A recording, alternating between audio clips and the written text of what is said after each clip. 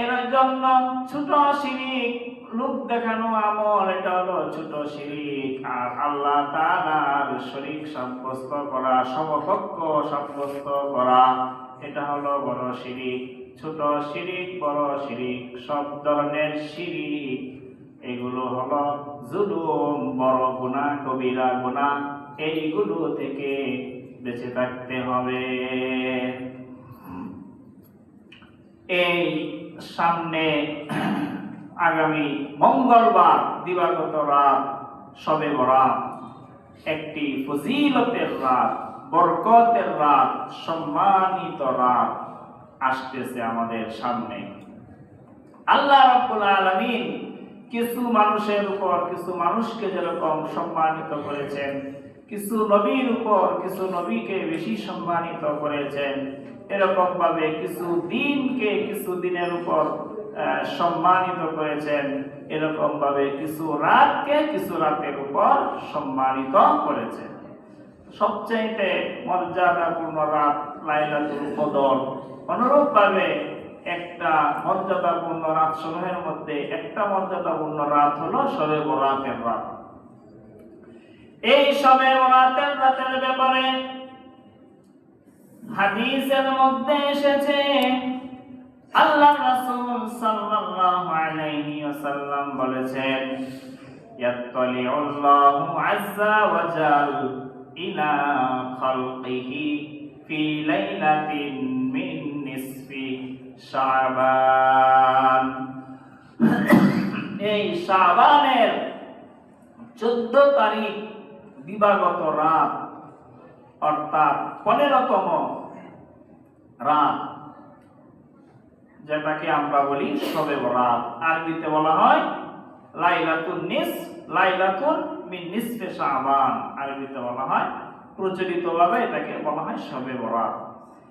এই শবে বরাতের রাত যখন আসে, আল্লাহর রাসূল সাল্লাল্লাহু আলাইহি ওয়াসাল্লাম বলেছেন যে আল্লাহ তাআলা এই শবে বরাতের রাতে আল্লাহ তাআলা তার মাখলুকের দিকে মনোনিবেশ করেন এবং সূর্য অস্তমিত হওয়ার সাথে সাথে আল্লাহ তাআলা একেবারে নিকটতম আকাশে আল্লাহ তাআলা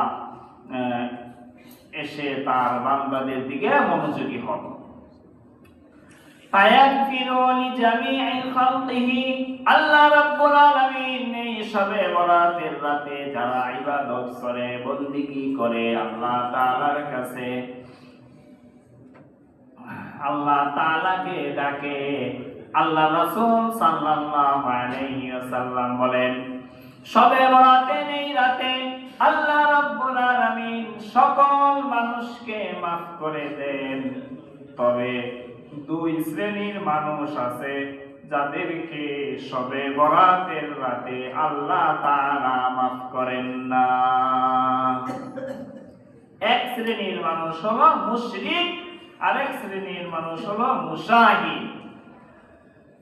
মুশরিক হলো যারা মুশরিক করে, লোক দেখানো ইবাদত বন্দেগী করে এবং আল্লাহ তাআলার সাথে শরীক স্থাপন করে, এবং মুশাহিদ যারা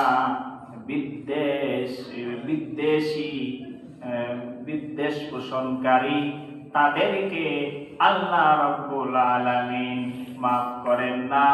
এই দুই শ্রেণীর ছাড়া অন্যান্য মানুষদেরকে আল্লাহ রাব্বুল আলামিন এই রজনীতে মাফ করে দেন। তাহলে এই বিদ্বেষ পোষণকারী এবং শিরিককারীরা এই বরকতের রাতেও তারা মাফ পায় না। এই জন্য ছোট শিরিক, বড় শিরিক এবং বিদ্বেষ এইগুলো থেকে আমাদেরকে বেরিয়ে এসে শবে বরাতের রাতে ইবাদত বন্দেগীতে আমাদের আত্মনিয়োগ করতে হবে। যদি আত্মনিয়োগ করি, আল্লাহ রাব্বুল আলামিন সকল গুনাহগুলি মাফ করে দিবেন। আর রমজানের জন্য আমরা পূত পবিত্র হয়ে যাব। রমজান মাস আসতেছে, সবচাইতে মর্যাদার মাস রমজান মাস। সেই মাসে যেন মানুষ গুনাহ থেকে পাক সাফ হয়ে পবিত্র হয়ে রমজানে প্রবেশ করতে পারে। এই জন্যই হয়তো আল্লাহ রাব্বুল আলামিন এরকম একটা মর্যাদার রাত রমজানের আগে দিয়েছেন। এই জন্য আমাদের